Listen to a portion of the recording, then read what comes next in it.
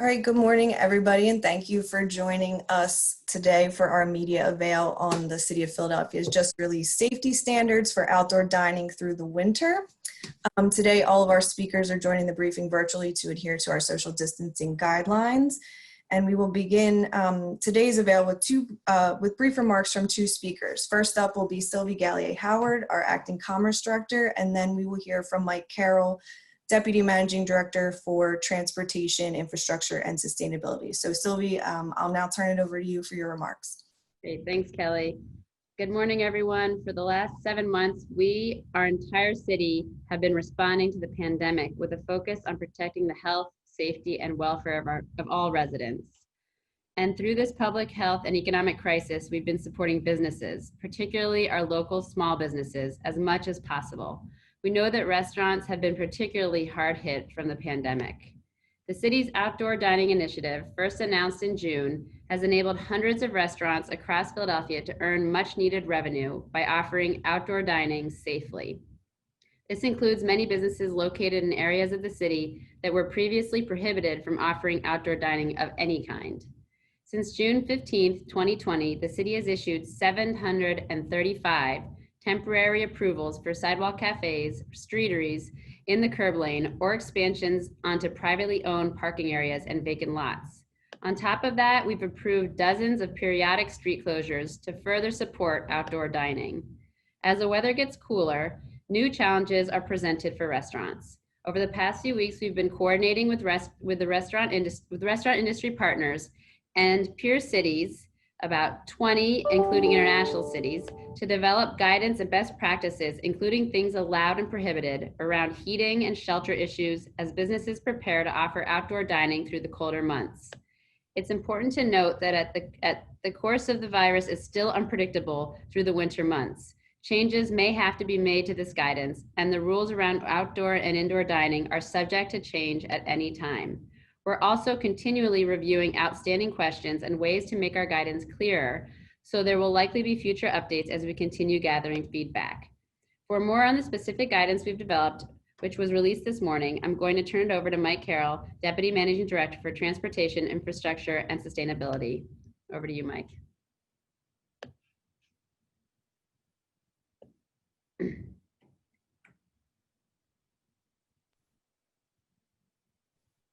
Thank you, Sylvie. Sorry about that, everyone. Good morning. So Sylvie says the city's happy to promote new guidance that supports restaurants as they seek to continue providing outdoor dining options for all Philadelphians under cooler weather conditions. These guidelines address shelter and heating specifications, provide businesses with as much flexibility as possible as consistent with the Philadelphia Fire Code and COVID-19 safety measures. The guidelines were developed through a review of existing practices, engagement with businesses and the public, and took advantage of a convening by the Philadelphia Planning Department of peer cities, as Sylvie mentioned, who are similarly contemplating how to sustain outdoor dining as the weather changes. The city's outdoor dining initiative has enabled hundreds of restaurants across Philadelphia to earn much needed revenue and employ other Philadelphians by offering outdoor dining, including many businesses located in areas of the city, as Sylvie mentioned, that were previously completely prohibited from offering any type of outdoor dining options. The measures allow for shelter to be provided in the right-of-way, requiring only a permit from the Streets Department if certain conditions are met with respect to the configuration, the size, and the materials used. Other types of options may require a building permit, again, depending on how they're configured, the materials used to construct them, the size of them, and whether other equipment, including heating equipment, is integrated into the setup. Outdoor dining can be easily approved if it consists of an overhead covering and 2 sides or walls or less. Outdoor space that is enclosed by 3 or more walls and a roof will be subject to public health requirements for indoor dining, including the 50% occupancy restriction that's consistent with the latest public health guidance. Heaters that are manufactured for outdoor use and powered by either electricity, propane, or natural gas are authorized in outdoor dining areas, but they must be installed safely, be at least 3 feet for electric power, or 5 feet for propane and natural gas, away from any combustible materials. Be aware that flame retardant materials are not necessarily non-combustible. If new electric connections are required, those will require an electrical permit. The fire code does allow for heating under tents via forced air ducts. A tent permit and inspection will be required. With respect to open flame, fire pits and other sources of open flame produced by solid fuels are prohibited entirely in the right-of-way. They cannot be used near or under tents or under shelters. Such fires may be permissible on private property if they are in a safe, approved container and at least 15 feet away from any structure. Kerosene fires are prohibited in all outdoor dining areas. Winterized outdoor spaces must continue to follow existing social distancing and public safety measures as outlined in guidance provided by the Department of Public Health. And restaurants must also follow the specific guidance for outdoor dining. This includes, but is not limited to, the guidance with respect to spacing of tables, the maintenance of pedestrian and traffic safety and circulation, the maintenance of clear access for fire hydrants, building entrances, transit stops, and utilities. And it should be clear that the hours of operation are not changed by this guidance. Dining is permitted between 8 a.m. and midnight, with the last call for food and drinks occurring at 11 p.m. and no later. Again, we want to remind folks that no cooking or food preparation is permissible in the right-of-way, and that establishments with 20 tables must provide at least one ADA accessible. Any establishments with 20 or more tables must make sure that 5% of the tables are ADA accessible, always rounding up.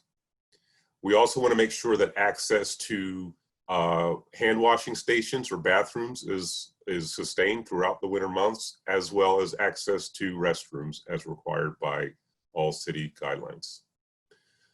We want to also remind folks that outdoor dining operations are subject to being shut down if they become a nuisance to neighbors or a public health hazard in any way.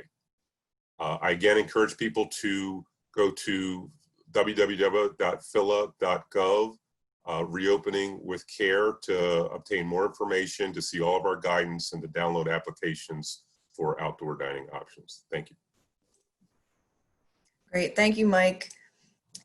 We're now going to move to the Q&A portion for the members of the media. So in addition to our two speakers, we have been joined by a number of city representatives who will also be available for questions on the new safety standards. So we have Dr. Thomas Farley, the Commissioner of our Department of Public Health, on today. We also have Dr. Palak Nelson, who is the Director of Environmental Health Services with the Department of Public Health. We have Sarah Adamo, Legislative Affairs Manager and Zoning Administrator with the Department of Licenses and Inspections. And we have two members of our fire department with us, Captain Julian Sellers and Lieutenant John Dimes with our fire code unit. So for members of the media logged in today, please use the raise your hand feature. It can be found under the participants list. And we'll now unmute reporters one by one to ask their questions, starting with Miles Bryan of WHYY. Hey, can you hear me? Yep. Yeah, just a couple of quick questions for you. The first is, in terms of what's new here, was any of this offered previously, or is this all new for the COVID era? And the second question is, currently, as I understand it, restrictions or the easement on outdoor eateries is set to end at the end of this year. Would this become irrelevant if City Council does not pass a bill that would extend it for another year? So I will try and answer those questions. There's a couple of terms I might need you to clarify. The options for outdoor dining that are available now prior to the winterization guidance are still available. So that would include sidewalk cafes, especially in areas where sidewalk cafes were previously prohibited prior to June 15th. Streeteries, which is the term we use for dining in the parking lane, street closures, which we provide on a periodic basis, and outdoor dining on temporary lots with zoning permission. So those will still continue. And what this guidance is doing, it's providing folks, some resources, information about how to set up safely and continue that type of activity as the weather gets colder. So that's what's new here. The whole program is dependent on legislative approval, and the authority, as you're pointing out, that exists today extends through December 31st. We are working with council to extend that for another year. We have every reason to believe that that extension should take place, that the legislation required for that will pass. And so is that the information we're providing for people now will kind of sustain people through another year, bearing in mind that we do periodically update this guidance. So I'm always going to encourage everybody to go back to the webpage and see what's new, refer to the guidance periodically, just to make sure that they're up to date. Thank you very much. Thanks, Miles. We're going to go now to Stefania Jimenez with NBC 10. All right. Good morning, everybody. So the first question I have is, so it's clear that restaurants in Philadelphia, need space. That's why outdoor dining is a huge deal. We know that a lot of streets in Philly are narrow. How flexible has the city been in taking that into account, and what are you telling restaurants to do? So, the narrowness of the street by itself shouldn't be an impediment to doing outdoor dining. We've approached narrow streets, and I think everybody probably has a little bit different definition of what narrow means. In general, the streets in Philadelphia are narrower than they are in a lot of peer cities, even if they're bearing, general traffic. We essentially are working with the space between the curbs to allow folks to set up in the parking lane, as I just mentioned, through a quick 3-day review if there's no issues related to, other activities or other restrictions that we need to apply. It's been pretty straightforward, and that's where I'd say the bulk of, the activity between the curbs has taken place. Our sidewalks are narrow too. And so we do need to make sure that safe pedestrian access is available. So there are instances where we're not able to achieve a minimum of 6 feet for people to pass, where sidewalk cafe options either need to be modified or really frankly cannot take place. So in some of these situations, what we're trying to do is to provide other options for folks where there's an adjacent lot that's pretty straightforward. We're working to provide temporary zoning authorization to set up outdoor dining. But the street closures that we've undertaken going back to the summer have also been a good option for different types of establishments, so that we're basically just shutting down traffic for a period of time, which could be a couple days over the weekend. There's been a few that have been a one-day event only. And then we've worked with sponsors to see on a trial basis and sometimes a more permanent basis whether we can extend it beyond just a couple days on the weekend. Very narrow streets which do not appear to bear any vehicle traffic, motor vehicle traffic, are sometimes available for more permanent street closures. And so we've worked with a handful of sponsors in order to set up more or less permanently on those types of streets. So if you go into some of the more historic areas of the city, you'll see rights of way that are, maybe a dozen feet, maybe even less than that between the curbs. And so we've worked with those folks to set up things that are a little bit more permanent.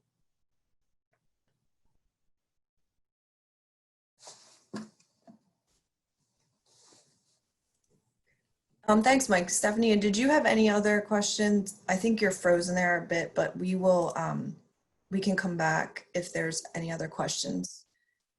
I'm going to go to AD Amorosi of Philly now.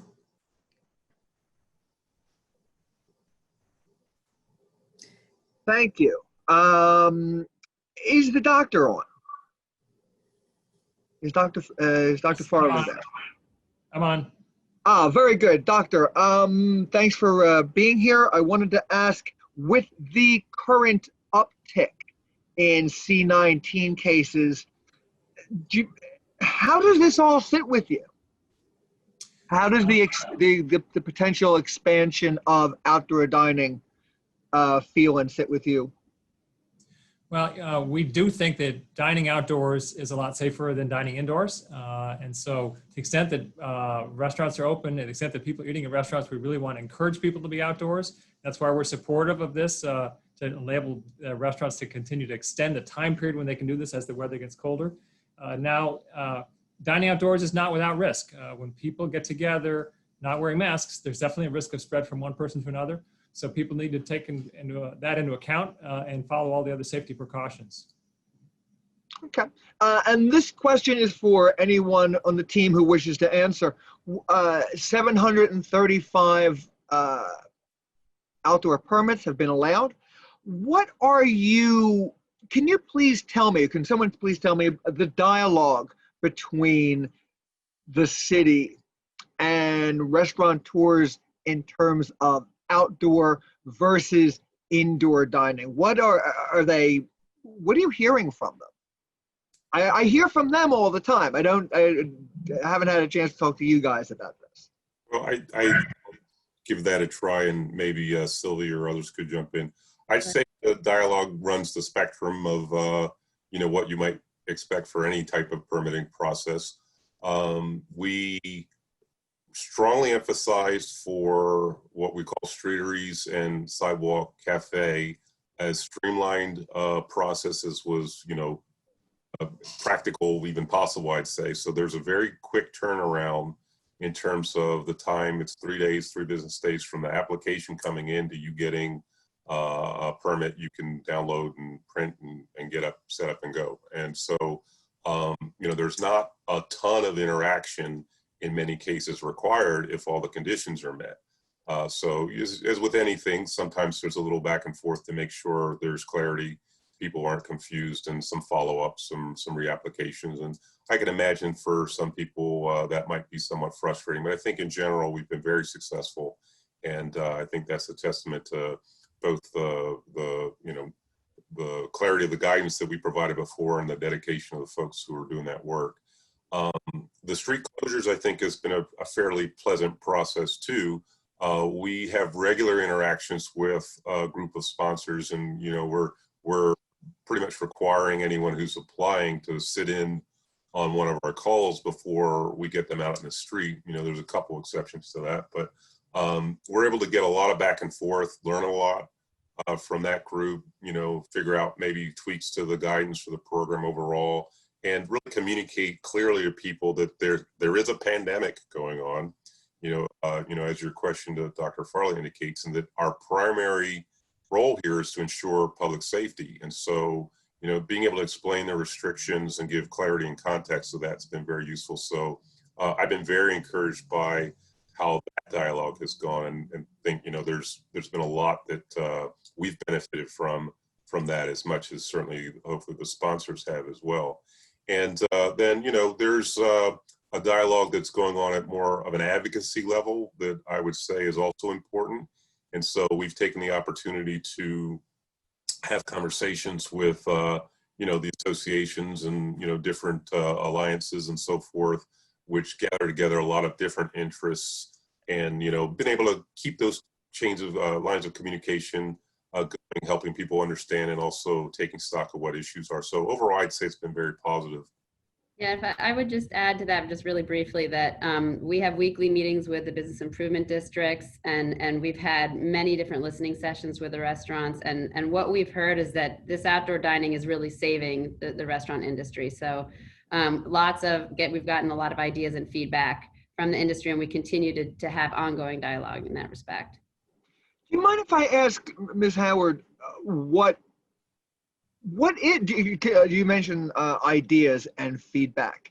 Is there anything from the restaurant community and the business community, is there anything you could point to? I don't want to say that will be, that you're going to pick up on and run with, but is there anything that you've heard that has pricked up your ears and made you think, yes, we can implement that at some point? I mean, I think that a lot of the ideas that have been already incorporated into our programs have come from the restaurant industry. You know, I mean, I think we've had a lot of conversations about the type of the heating systems, the types of tents, all that, you know, all of those types of conversations. So I would say, you know, the use of the streets, these are things that we've gotten sort of detailed, in some cases, descriptions, especially from the bids around this, you know, these types of ideas, and we've incorporated a lot of them. Okay. Thank you very much for your time. Absolutely. Thanks, AD. We're going to go now to Jeff Cole with Fox 29. Kelly, are you guys going to brief on COVID today? Because if not, I wanted to talk to Dr. Farley a little bit about that. We are not. This is only for the outdoor dining safety requirements. But it's related, obviously, right? So I could ask questions as they relate to COVID and outdoor dining. Briefly, yes. If Dr. Farley is still on, I know his schedule is limited.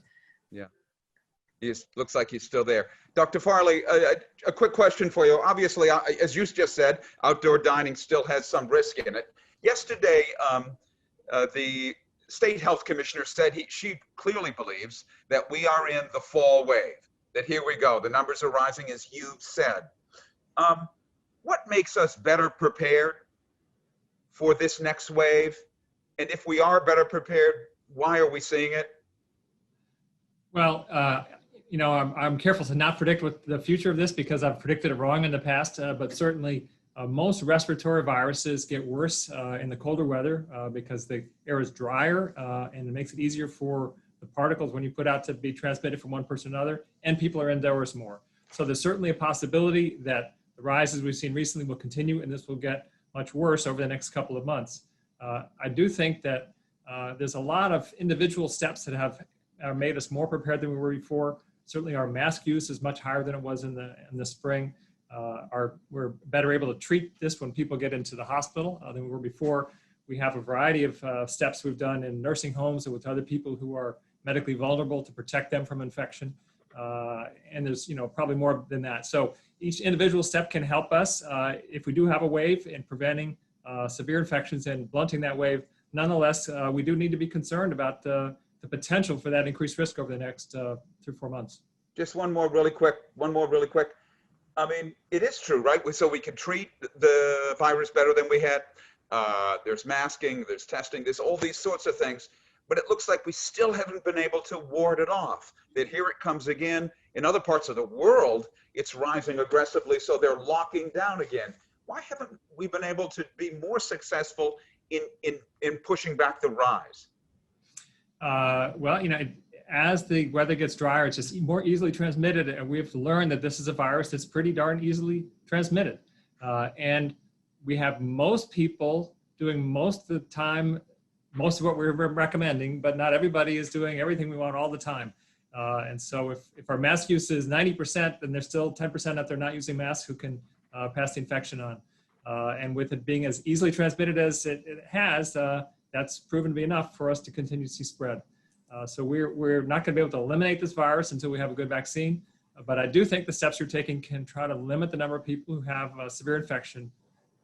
But the message I hope you'll get out is follow our safety standards. Wear a mask, be careful of any social gatherings, and keep your distance. Thank you, Kelly, thank you.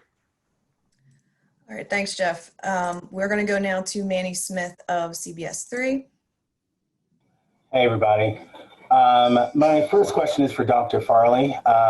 Doctor, I want to consider myself a believer. I follow your advice personally, and so really haven't been out to eat. So I guess if you can just coalesce for me and for people in my position who, I guess it's hard to understand how it might be safe to go out and sit in a bubble and eat dinner and do that in the wintertime when the risk of general transmission is generally higher.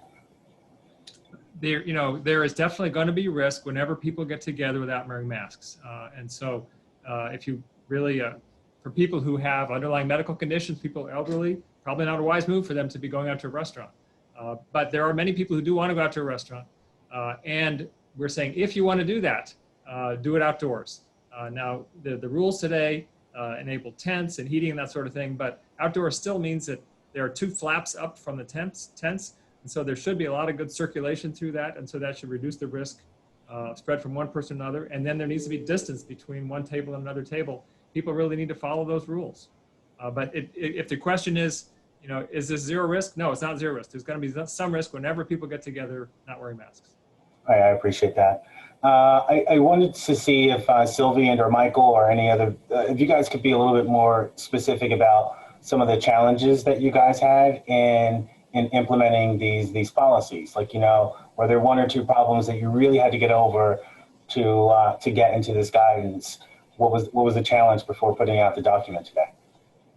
I'll get into that in a second. I just want to reiterate what Dr. Farley said and just reflect, you know, eating in a bubble outdoors is not outdoor dining.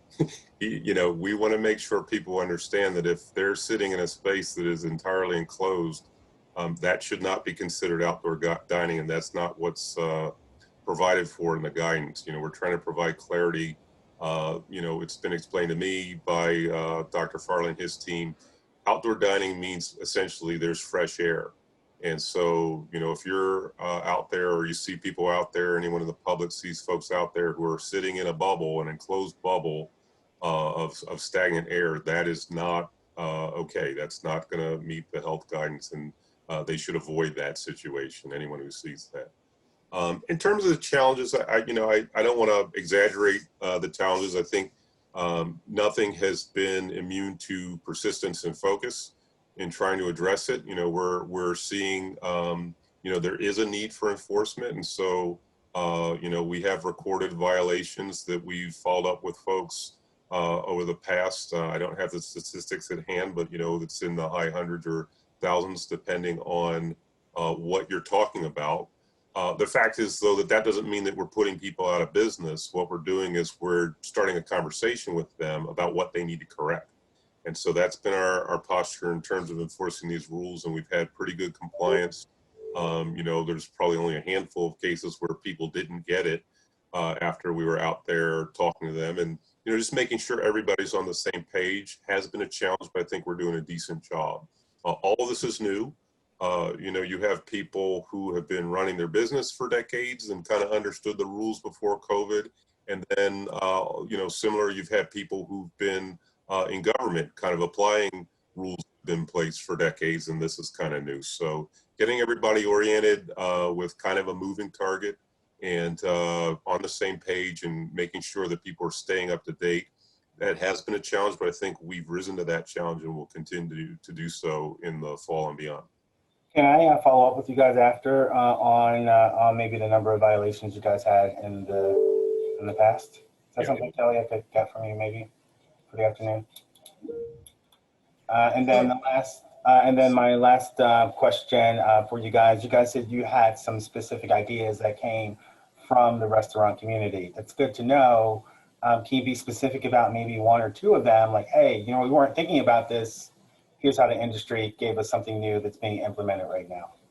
Yeah, I mean, there's a couple things. I think in general, because, you know, very few of us have direct experience running a restaurant, it was important to work with people to figure out what types of hours and what days of the weeks make sense and help them kind of stay afloat.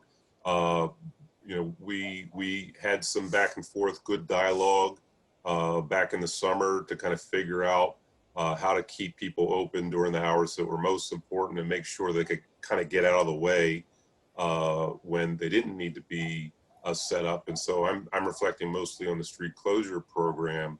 You know, the process through which we figure out how to add additional time definitely resulted from dialogue with the businesses.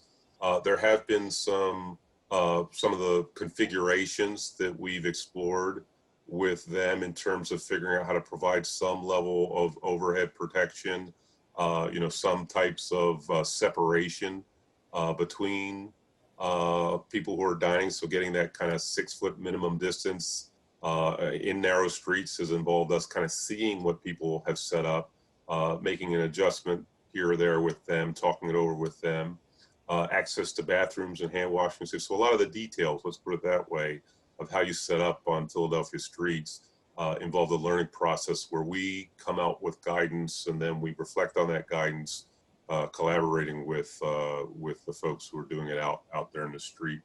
And you know, I think it's been a good process, and us being somewhat flexible, trying to take the position of educating people through enforcement, and them being very engaged with us, operating in good faith and holding themselves accountable. Those two things have worked pretty well together. All right, thank you very much. I think one other thing that we've learned from being in discussions with the industry is things that we wouldn't be aware of, such as the shortages of some of the supplies, the furniture, the heat lamps. You know, at this point, I think the heat lamps, sort of the most expensive ones, are the ones that are available. Also, the idea there was a shortage of face shields, so there was the industry brought us the idea of goggles and masks to sort of solve for that issue. So, you know, there's just things that we wouldn't be thinking about that the restaurateurs have come to us and told us about what the situation is. We've been able to help adapt with them. All right, this is good news. Hey, Sylvie, real quick, I do have one last one real quick. Have you guys talked about, in the sense of what type of revenue, are there any revenue projections to say, hey, you know what, we're allowing these things, we think that restaurants can earn, you know, 20% more, or hey, that this can have some bottom line for them at the end of the year? I mean, I think that what we've been hearing from restaurants overall is that, you know, they're not really making money, they're just staying afloat for the most part, and it's the outdoor dining that is really what has allowed them to stay afloat. And even with indoor, at the capacity that they're at, you know, some are choosing not to do it, either for financial reasons or for safety reasons. But I wouldn't say that, you know, revenue projections are really so much about a lot of profit at all right now. It's just about staying alive and weathering, you know, this storm until we get through the pandemic. All right, thank you very much. Thanks, Manny. We are going to go to Jamie Becquerel, hope I'm pronouncing that right, with Telemundo. Oh, yes. Is there anyone that might be able to speak Spanish? Our colleague, yes, Sylvie is fluent. Okay, sounds great. So this question goes to him. Buenas tardes. Mi pregunta es, ¿qué diferencia va a haber en cuanto a regulaciones que están en este momento llevándose a cabo y las que se van a venir en el invierno? All right, so I'll translate that for everybody. Okay, yes. So what are the difference going on right now and going to change during the winter? Okay. So, do you want me to jump in? I can answer. Why don't you answer and I'll translate it? Or how do you want us to do this? Let's try that. And I'll avoid frightening everybody with my high school Spanish. How about that? So essentially what we're doing is we're adding on to the existing guidance, specific guidance that addresses both shelter, how you can kind of erect a overhead covering, and sides, and still be compliant with city rules. And in addition to that, rules that apply to how you can set up heating. And that's what's new, which was not in the previous guidance. And we expect to modify this guidance over the course of the winter, as we have previously modified guidance as we learn things as we discussed before. All right, Jaime, you want me to translate that? Sorry, you're muted. I'm sorry. Yeah, if there's anyone that can translate that into Spanish, that would be fantastic. Okay, sure. All right. Entonces, las regulaciones nuevas realmente es una adaptación a las regulaciones que existían anteriormente. Los albergues añaden unas reglas acerca de las laderas que pueden existir, y también acerca de la calefacción, el tipo de calefacción que está permitido y lo que no está permitido. Y esas regulaciones van a seguir quizás modificándose dependiendo de cómo siguen los casos de COVID y según también aprendamos de cómo funciona lo que tenemos ahora en lugar. Gracias. Great. My best. Thank you both. Thank you all. We are going to move to Hadas Kuznets with KYW. Hi. Oh, 1 second. Oh, there we go. Hi, everybody. This question is for Dr. Farley. Dr. Farley, you said that outdoor dining is safer than indoor dining. What is the safety risk of outdoor dining in an enclosure? And can the virus linger even with 2 walls or 2 flaps up? Dr. Farley had to leave for a separate meeting, so I don't know if anyone else would want to weigh in on that from the health department, but Dr. Farley did have to leave the avail today. Okay. How do you balance the health considerations with the concerns about the economy in the city? And also, is one more important than the other? So I might take a crack at that. I might ask Sylvie to jump in, and we do have some folks from health department who will correct me, I'm sure, Yeah. but I'll also take a shot at your first question too. And the key here is, as I'm told, what I'll call fresh air exchange. And so if you're able to ensure that the air that's there when, party number 1 is dining is not there when party number 2 is there, and that there's good cleaning protocols for the surfaces, you have a little bit of an advantage, because in an outdoor setting, there's just a much greater volume of fresh air, truly fresh air, to draw from. Whereas in any indoor setting, even with excellent ventilation, that pool of air is more confined. And so, just based on that, you can see. And I can add to that, to that, Mike. So as Commissioner Farley mentioned earlier, tenting with 2 flaps, we generally try to look for at least 10 to 20 air exchanges an hour for the ventilation. So you can imagine if there's more than 2 flaps down on a tent, you're going to have less ventilation available. And so that would more so create like a indoor dining environment, or to what Mike was referring to earlier regarding creating a bubble. So 2 flaps and air exchanges of up to 20 air exchanges per hour is a good thing. And I guess if you in terms of the question about balancing, health and the economy, I think my answer would be they're completely interrelated. And ultimately, all of these decisions are about calculated risk and about ensuring the safety of the public. That's number 1. And as one of the reporters mentioned today, in some parts of the world, there's retrenching occurring now, which that can be even worse when it comes to economic impact. So I think we are taking all these decisions very seriously and balancing both, understanding that lives and livelihoods are completely intertwined, and we have to do, we have to ensure that our economy gets back into shape. So, but health is always the number 1 consideration. And how do you measure that air exchange that you talked about? So the air exchange actually can be measured by a flow meter. The suggestion to the food establishments or the restaurateurs is to really speak with their HVAC person, and they can give them better guidance and provide the measurement capacity. Thank you very much. You're welcome. Okay, great. Thank you. We're going to go now to Laura Smythe of the Business Journal. Hi, thank you. I have 2 questions. My first one has to do with, obviously, retrofitting a restaurant for this outdoor cold weather comes with a cost. And when restaurant owners are considering, whether they should spend this money on window or outdoor setups, how prepared should they be for the possibility of potential drawback in dining capacity allowances, perhaps from a second wave of COVID or just rise of cases?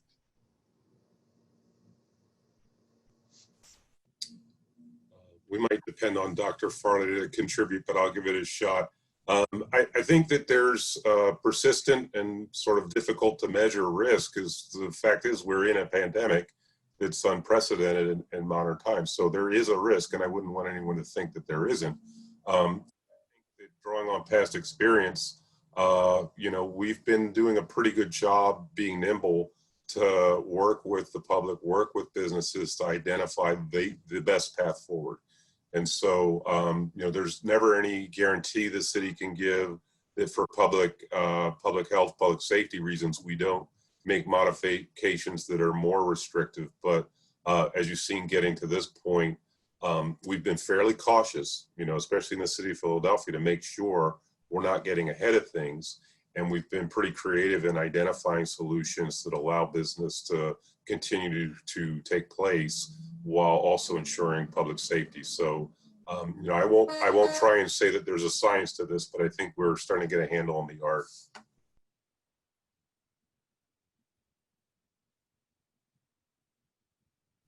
Okay, perfect. Thank you. And my second question, I just wanted to make sure that I heard this correctly.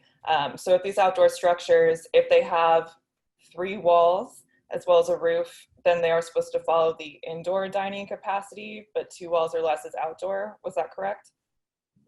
That's correct. That's the basic guidance. Now, I encourage people to look at the document that we're putting online, and also to make sure they're up to date with that document. As Dr. Raval Nelson indicated, the real key here is hitting that minimum threshold for fresh air exchanges.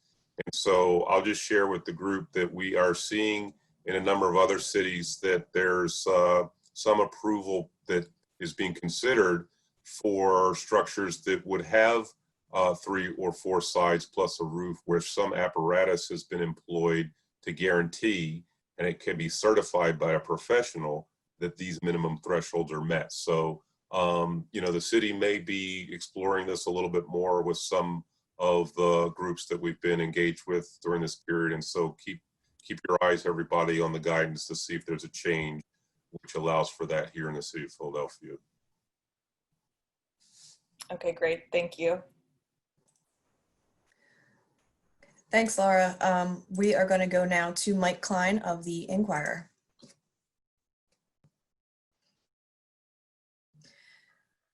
Hi, folks. Can you? Okay. First of all, this is a really basic question. What is the price of a tent permit?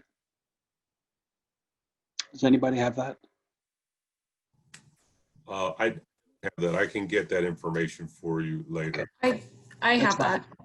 A 10 permit is $103. 103. Okay. And the second question, this may have been gone over earlier, but lately there's been a restaurant that opened in Northern Liberties, and they're using a dining igloo. It's basically, it looks like a plastic bubble that has zippered sides. Would that fall under the indoor dining regulations?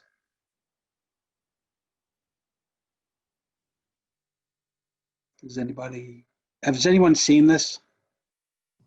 Sight unseen, I was, and you know, not just the indoor dining regulations, but there's additional kind of cutting out regulations that they're going to follow.